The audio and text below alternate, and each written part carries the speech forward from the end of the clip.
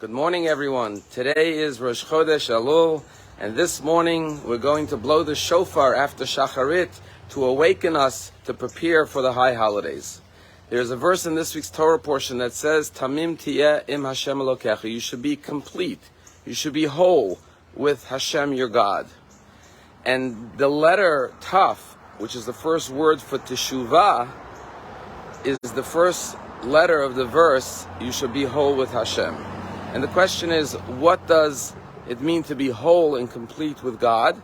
And why is that the first letter of the word Teshuvah? How is this the first step in the process of returning to God? Well, in this week's Torah portion, we find the law of the Jewish king. And that Jewish king has to limit his power so he does not become corrupt.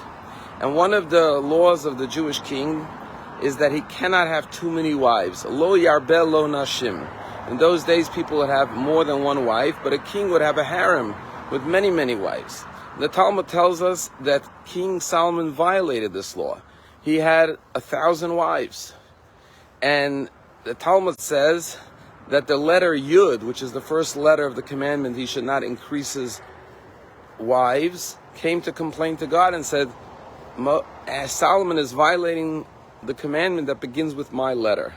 And God said that 1,000 like Solomon will fall, but one letter, even the smallest letter in the Torah, the Yud, will never be violated. And indeed, the Talmud says that Solomon was influenced negatively by some of his wives, showing and demonstrating that you can never violate a commandment of God.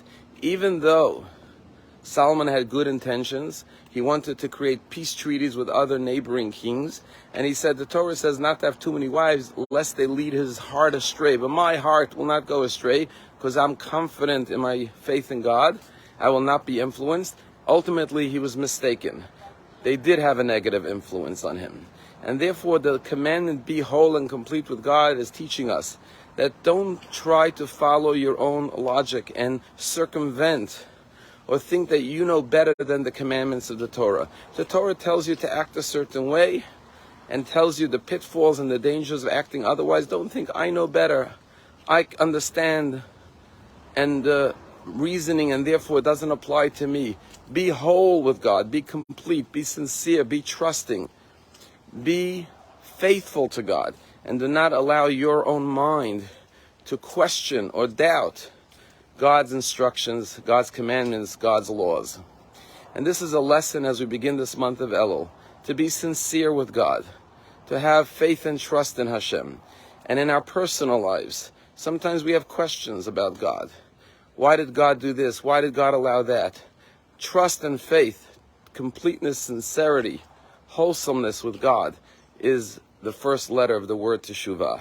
Furthermore, the way we feel complete, it's not just an instruction to be complete with God, but the way we are complete in life and overcome the fragmentation and the brokenness is when we are with God. Tell a story about a person who never complained about anything.